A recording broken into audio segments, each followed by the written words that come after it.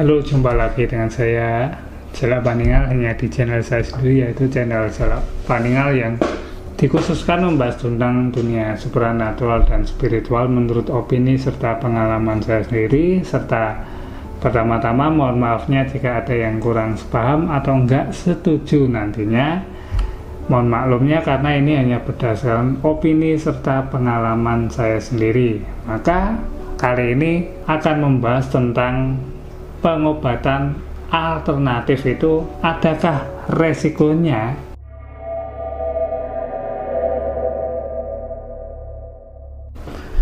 Pengobatan alternatif itu apa sih? Pengobatan alternatif itu adalah sebuah tata cara pengobatan yang dia itu enggak dari sisi kedokteran. Misalkan adalah teknik pijit, jamu-jamuan, terusnya jampi-jampi, bisa dengan transfer energi, serta masih banyak lagi jenis-jenis pengobatan alternatif yang itu kadangkala dicap sebagai pengobatan yang kurang bagus lah, walaupun itu enggak akan selamanya seperti itu, karena kan kembali lagi pada praktisi pengobatannya, apakah dia beneran bisa ataukah dia itu benernya belum bisa, hanya memaksakan diri.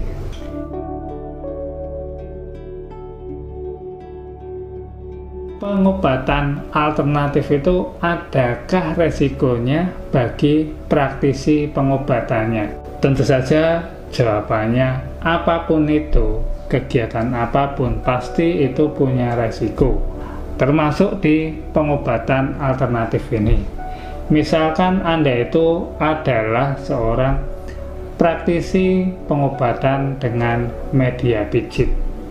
Walaupun itu Anda hanya mijit, tapi tentu saja Anda akan bisa terkena dampak negatif ketika Anda itu mengobati mijit orang yang ternyata dia itu punya penyakit yang sumbernya dari alam lain, misalkan dari kesambet, terusnya kena santet, guna-guna, kena sihir.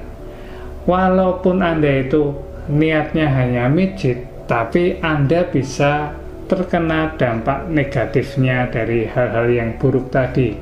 Misalkan apa? Misalkan itu Anda yang paling ringan adalah Anda itu akan jadi demam, terusnya diare, sakit-sakitan, ataupun yang lebih berat. Anda akan bisa malah ikut terkena guna-guna dan semacamnya secara langsung ketika Anda habis mijit. Anda itu akan bisa nyembuhin pasien Anda itu, tapi Anda yang malah jadi sakit nantinya. Walaupun itu mungkin enggak akan sakit secara lama, tapi Anda akan bisa jadi sakit selama beberapa waktu, ataupun malah Anda akan jadi mengalami hidup yang sulit selama beberapa hari.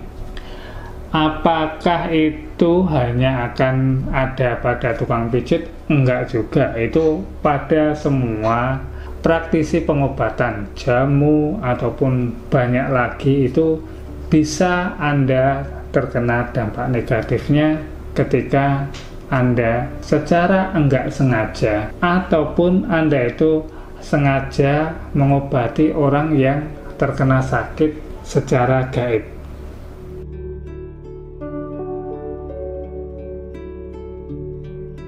Kenapa bisa terkena?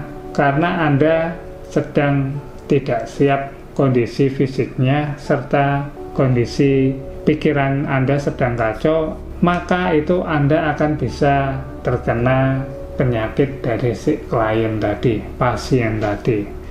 Sangat wajar bagi siapa saja terkena, karena kondisi fisik manusia itu naik turun, enggak akan bisa selalu fit terus, selalu dia itu hebat terus, itu enggak akan bisa seperti itu. Juga itu dalam kondisi spiritualnya itu juga manusia kan naik turun. Makanya itu akan bisa Anda kena kapan saja ketika Anda itu menjadi praktisi pengobatan medis non-medis.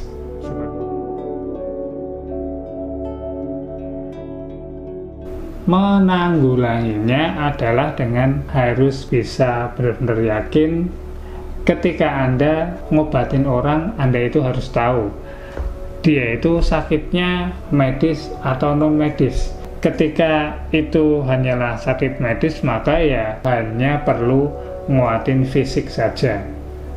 Itulah tadi kalau sakitnya fisik. Tapi kalau ternyata sakit non-medis, maka Anda harus juga menyiapkan secara spiritual Anda, supranatural Anda. Misalkan ada baiknya puasa dulu 1 hari, baru nanti bisa melakukan proses pengobatan tersebut. Tujuannya adalah menguatkan sisi spiritual dan supranatural dalam diri Anda untuk bisa menangkal dari hal-hal negatif si pasien tadi.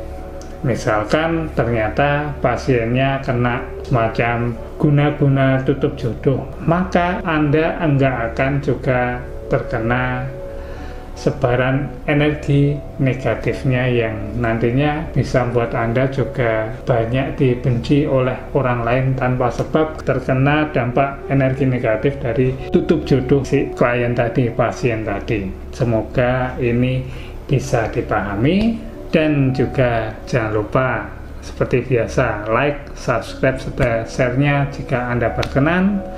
Sekian dan terima kasih. Jumpa lagi di video-video selanjutnya. Rahayu.